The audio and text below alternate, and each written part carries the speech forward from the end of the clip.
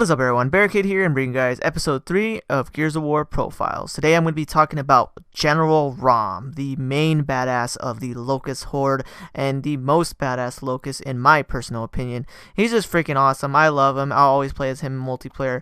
He's just freaking dope. So let's just go ahead and dive into the history of General RAAM and some pieces of info you may not have known.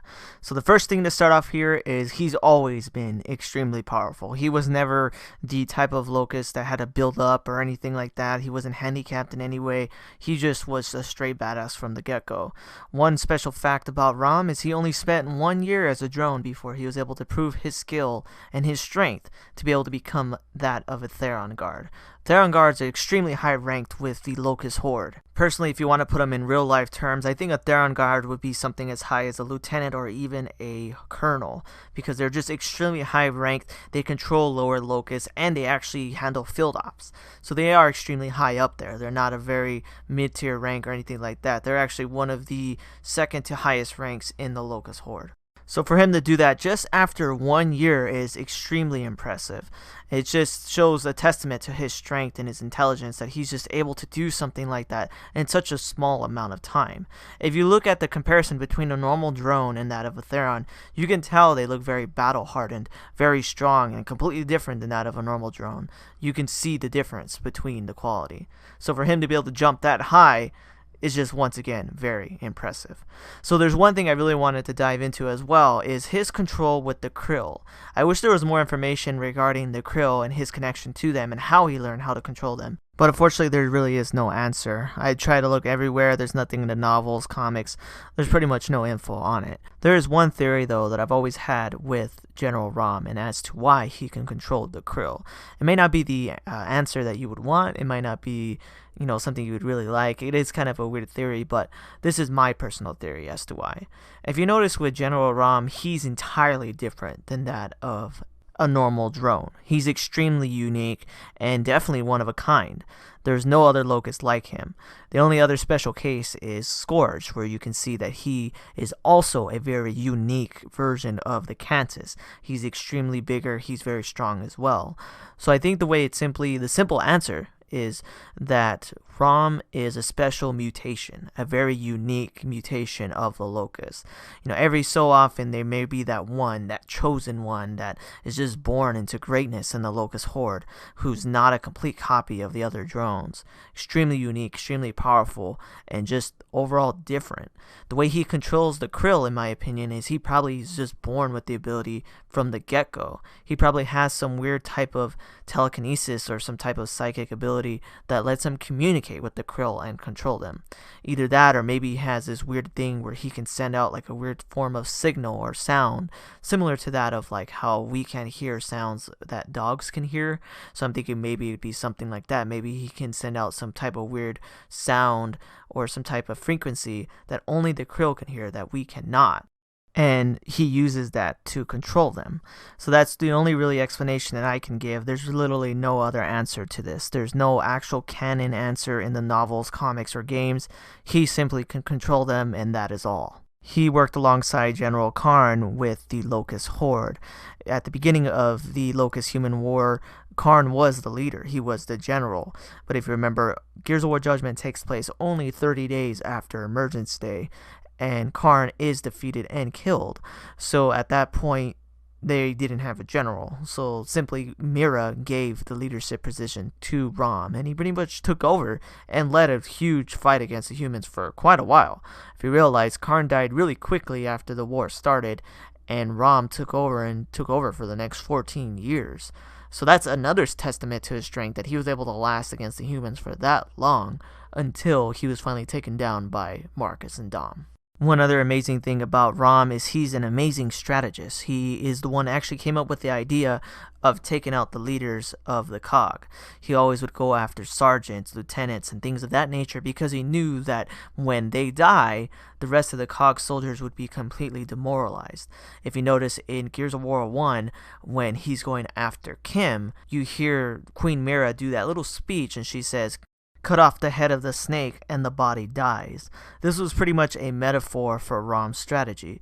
Go after the leaders, kill them, demoralize the soldiers, and then take them out. Imagine how messed up the cog would feel if Rahm was able to kill someone like Marcus or Colonel Hoffman. Imagine if he was able to succeed in killing one of them, even just one of them. That would really have changed the tide of the battle, in my opinion, because that would have changed many things that happened, especially Marcus, because Marcus pretty much was the main badass out there. So if he was able to kill one of them, I think it would have changed the whole tide of the battle, and not to mention ruin a lot of the morale for a lot of the characters, especially characters like Dom. If Dom saw Marcus get killed by Rahm, he probably would have went out of his way to kill Rahm, but then at that point, what's there left? You know what I mean? Marcus is dead. He has no one left. He would have nothing to fight for. So that type of strategy is actually really good and really smart because in the end, humans are fragile mentally. So if you're able to break them mentally, their body goes with it. So that's the thing that's really cool. And that's actually really an amazing strategy with General RAAM. And a lot of other gears have actually faced Rahm multiple times and luckily have been able to survive. One character that you may have not really remembered, or if you haven't seen my lore yet, is actually Sergeant Jonathan Harper. He actually ran into Rahm during a mission called Operation Midnight, where he was supposed to help protect a bridge that was very important to the cog. And during that fight, another character was there and fought Rahm yet again. That was Jay Stratton. I'm not going to go too much into detail regarding that mission, but long story short, they're supposed to protect the bridge for the cog. Rahm and a bunch of Therons swarm them, and at the last second when they're about to be murdered, a bunch of king ravens come out of nowhere and start spraying down on them. Rahm gets away, but all the Therons are killed in the process. So Jonathan Harper actually did survive an encounter with Rahm, and Jace actually survives twice.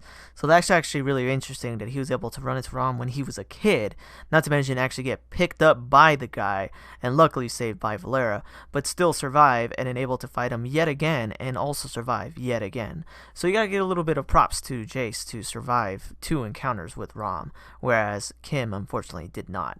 But overall guys, this is simply just the last part of the General RAAM profiles video. I'm going to be talking now with the Gears facts, 3 facts about the character that you may have not known.